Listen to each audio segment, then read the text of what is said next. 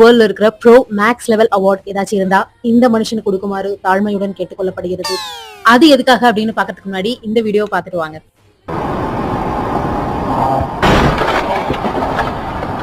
Okay, பாத்துட்டீங்களா?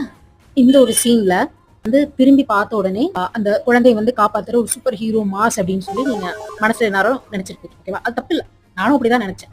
இவர் ஏன் திரும்பி பார்த்தாரு அப்படின்றத நீங்க நோட் பண்ணீங்களா?